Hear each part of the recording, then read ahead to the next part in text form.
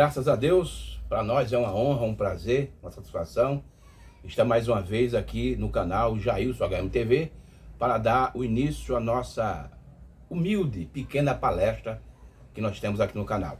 Mas antes de nós começarmos, eu quero agradecer, quero que a todos que têm se inscrito no meu canal, os que têm compartilhado, que têm dado like, que têm deixado comentário.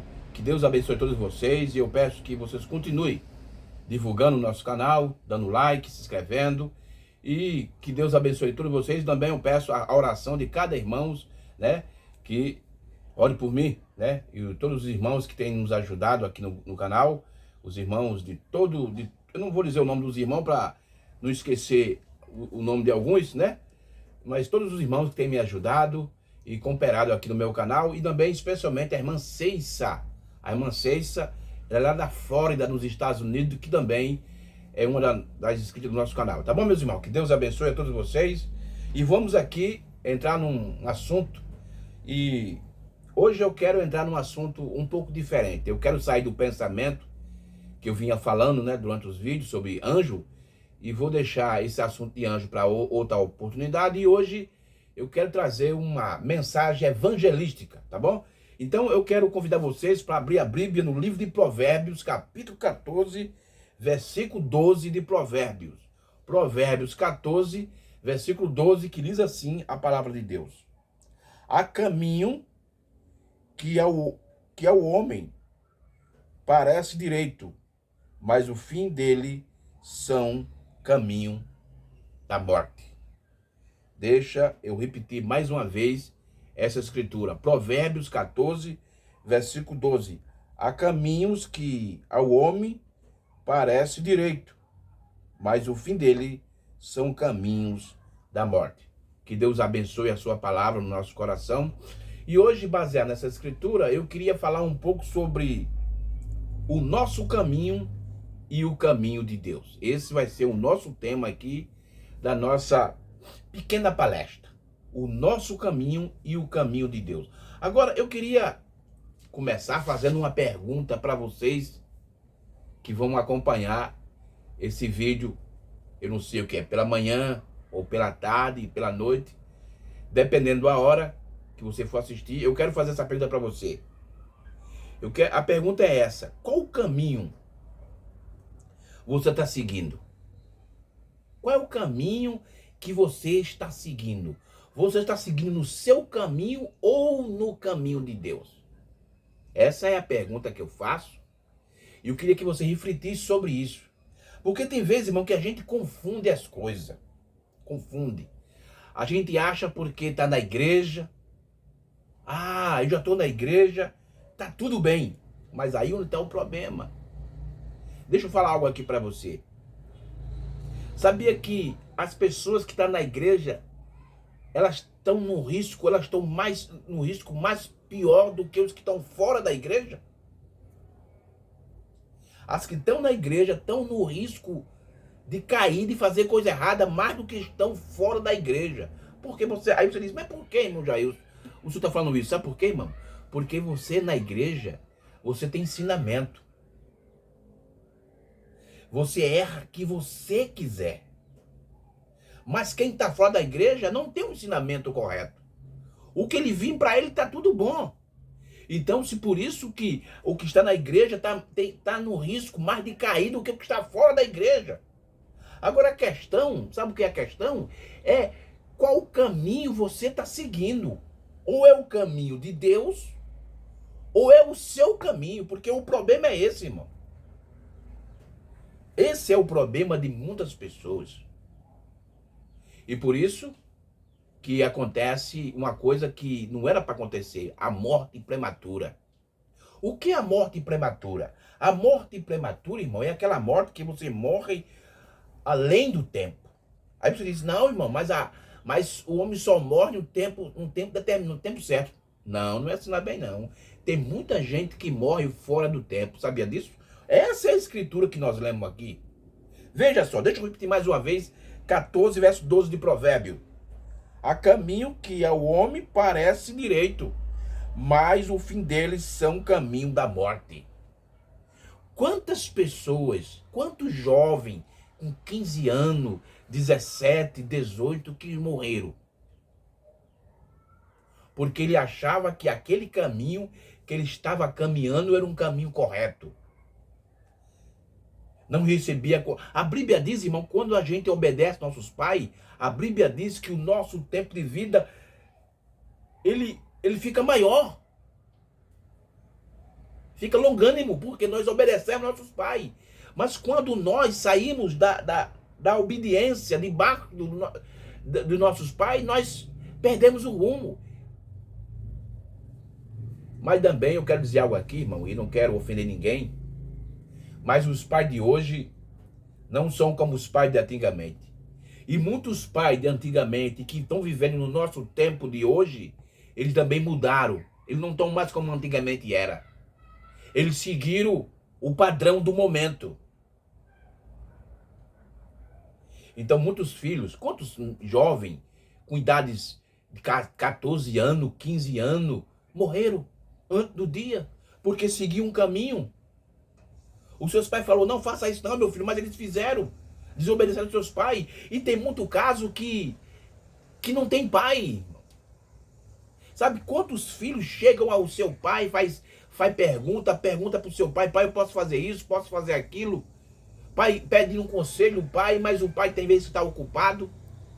E agora no mundo, irmão, nesse mundo tecnológico que nós estamos vivendo,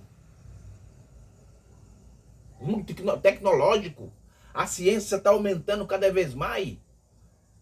Hoje os pais estão, sabe, eles estão entregando os filhos para a internet, para o celular, tudo hoje. Hoje quem está ensinando os filhos, os jovens, não é mais os pais. Os pais não estão se preocupando mais. Olha, as escolas hoje que estão ensinando os filhos, que não é para fazer isso. O ensinamento tem vindo de dentro de casa. Mas mudou o padrão mudou. Por que as escolas hoje estão se metendo em tudo na família? A escola.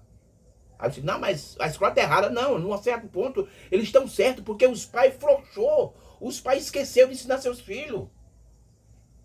Então a escola quer ensinar a parte sexual, tudo quer ensinar os filhos. Mas essas coisas quem era para ensinar eram os pais, mas os pais de hoje estão diferentes demais, irmão. E deixa eu falar uma coisa aqui para vocês, irmão. A coisa pior do que a morte física é a morte espiritual. Quantas pessoas estão dentro das igrejas? Me desculpe eu falar isso, mas é a verdade. Quantas pessoas estão dentro das igrejas estão mortas espiritualmente? Veja o que é que a Bíblia diz aqui. Eu quero ler duas escrituras para você ver a coisa como é. Aqui na primeira carta aos Tessalonicenses, primeira carta aos Tessalonicenses. Veja o que é que Paulo ensina sobre como é que Deus criou o homem. Capítulo 5, verso 23 de 1 Tessalonicenses 5, 23. Veja só o que é que a Bíblia diz. Aqui, do versículo 23. E o mesmo Deus de paz vos santifique em tudo, e todo o vosso espírito, alma e corpo sejam plenamente conservados, irrepreensível para a vinda de nosso Senhor Jesus Cristo. Veja o que é que Paulo está dizendo aqui, que quando Deus criou o homem, ele criou o homem corpo, alma e espírito. Alma e espírito.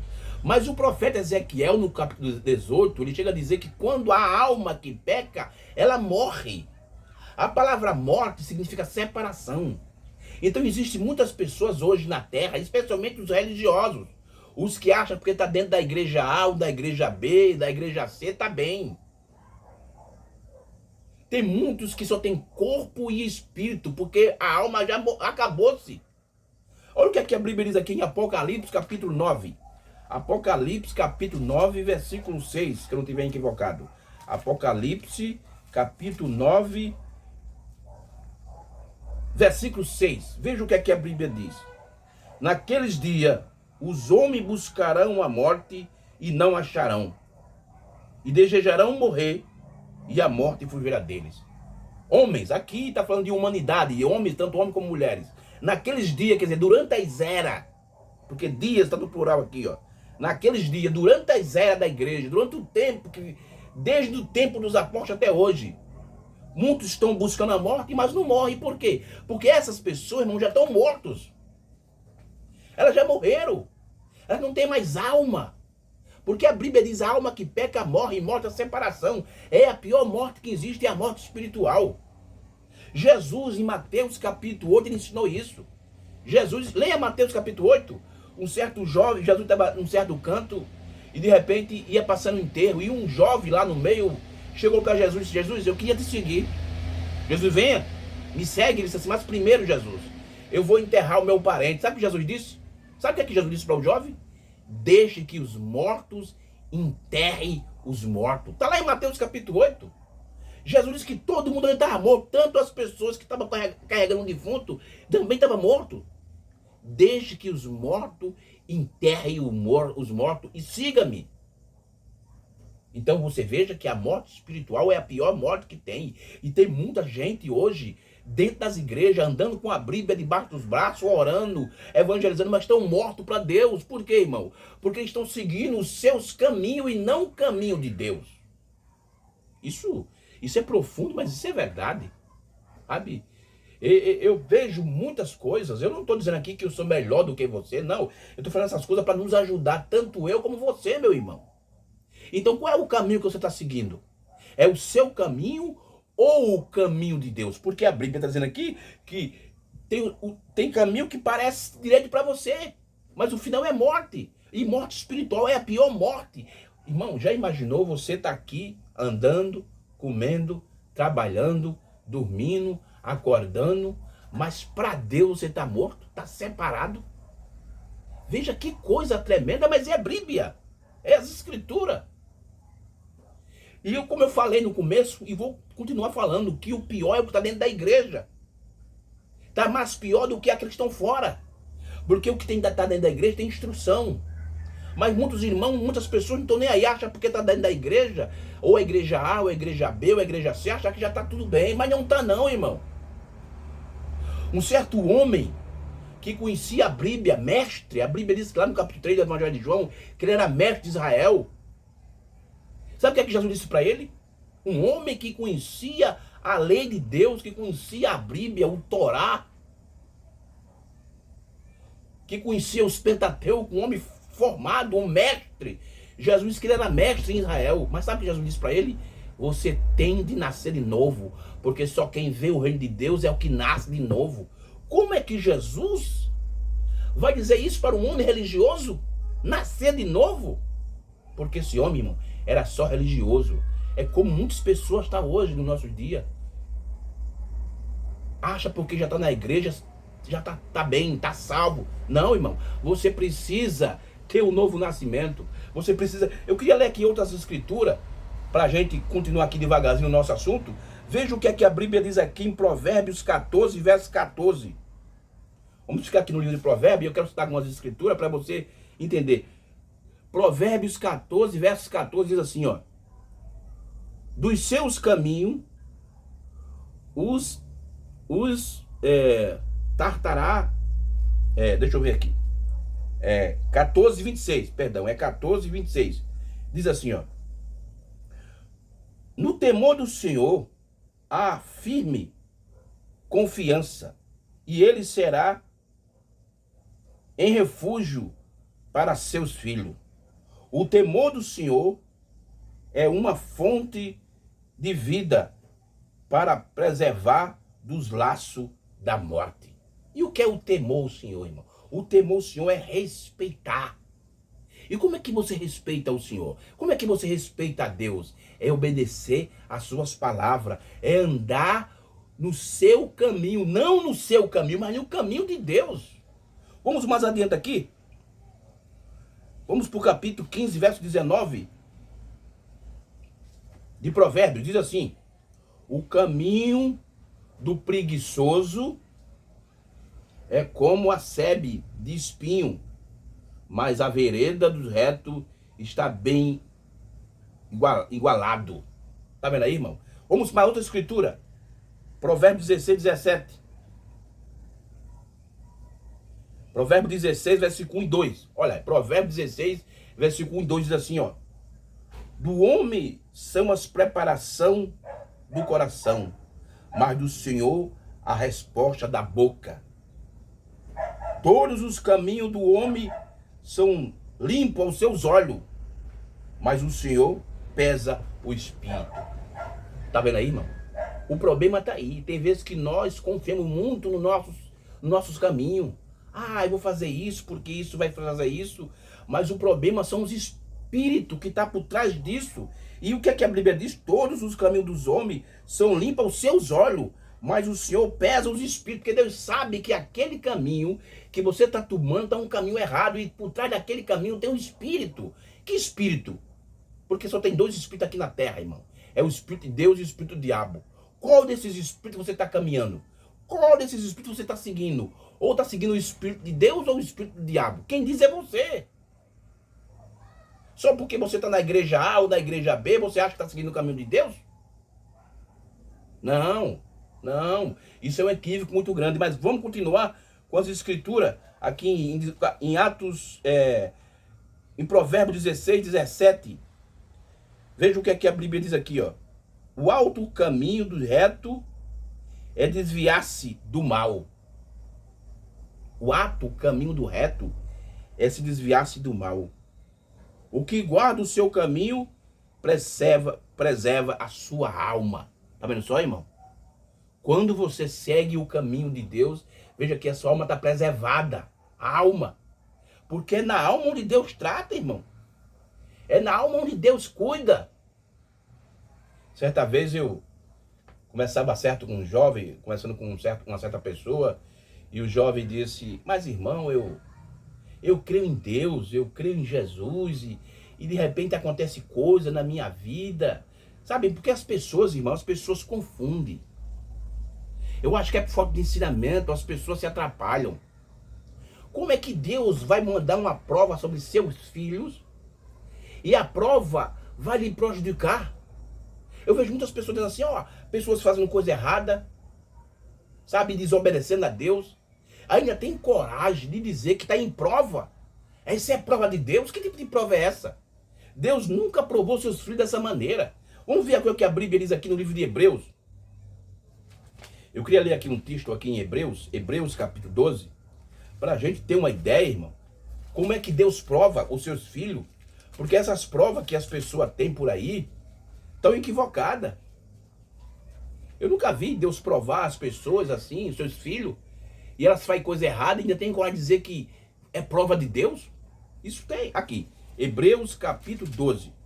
Vamos ver o que é que a Bíblia diz aqui sobre Hebreus capítulo 12 aqui. Olha o que é que a Bíblia diz, ó. Versículo 1 em diante, diz assim, de Hebreus 12.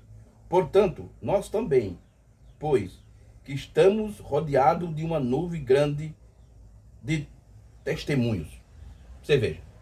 Quem é essa nuvem de testemunho que Paulo diz que nós estamos rodeados? São os testemunhos dos filhos de Deus. Aí continua.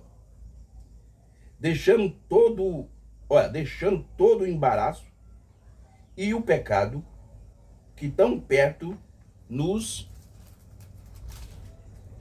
rodeia. E corremos com paciência a carreira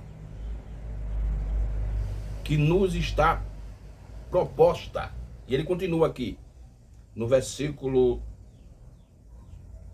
3. Olhando para Jesus, o autor e consumador da fé, o qual pelo gozo estava proposto a suportar a cruz e desprezando a afronta e assentou-se à destra do trono de Deus. Considerais, pois, aquele que suportou tais contradições dos pecadores contra si mesmo, para que não enfraqueças, desfalecendo em vossos ânimos, ainda não resistivos até o sangue, combatendo contra o pecado. Aí diz aqui no versículo 5, e já vós esqueceste da exaltação que igualmente com vossos filhos e filhos meus, então desprezai a correção. Olha, deixa eu ler isso aqui, que isso aqui é o mais interessante aqui, ó. E já vos esqueceste da exaltação que igualmente convosco como filhos. Filhos meu, não desprezai a correção do Senhor e não desanimai enquanto por ele foste repreendido. Então é isso aí, é a maneira que Deus repreende seus filhos. É a maneira que Deus bota a prova nos seus filhos, é dessa maneira. Não outra maneira. Agora eu vejo muitas pessoas aí fazendo coisa errada e dizem, ainda tem que dizer que isso é prova de Deus. Não. Você veja aqui o que a gente leu do capítulo 12, do versículo 1 até o versículo 5, leia aí. E Paulo está mandando que a gente deve deixar todo o pecado, deve deixar todo o embaraço. E como é que a gente pratica o pecado, faz coisa errada, ainda tem coragem de dizer que é prova de Deus, que Deus está provando? Não, isso está errado, irmão. Esse aí é o problema de muita gente. Tá bom, meus irmãos? Que Deus nos ajude, que a gente possa deixar o nosso caminho para lá e seguir o caminho de Deus. Isso que é o importante, seguir o caminho de Deus e não o nosso caminho. Mas para a gente encerrar aqui, irmão, eu queria ler algo aqui da mensagem do profeta, a revelação profética do dia, na mensagem Aceitando o Caminho Provido por Deus para o Tempo do Fim. Eu queria ler só o parágrafo 70, para a gente encerrar aqui a nossa pequena palestra, onde o profeta fala algo aqui muito, muito verdadeiro. Parágrafo 70 da mensagem Aceitando o Caminho Provido por Deus para o Tempo do Fim. Veja o que aqui o profeta diz aqui, ó. Deixa eu ler aqui o 32. O 32 é muito bom também.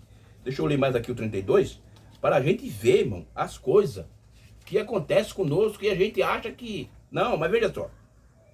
Agora, 32. Agora, se nós simplesmente nos afastamos do nosso próprio caminho, é a única maneira de entrarmos no caminho de Deus. Olha aí. A única maneira de você seguir o caminho de Deus é você se afastar do seu caminho, das suas ideias, daquilo que você acha. Ah, eu acho que é isso, eu acho que é aquilo. Sim, mas o que é que a Bíblia diz? Você tem que procurar o que é que a Bíblia diz. Então veja o que o profeta está dizendo. Agora, se nós simplesmente nos afastamos do nosso próprio caminho, é a única maneira de entrarmos no caminho de Deus. E Deus proveu um caminho para tudo. Ele tem provido um caminho. E onde entramos em problema é ao não seguir esse caminho. Esse é onde a gente entrou em problema. É não seguir o caminho de Deus, tá vendo aí?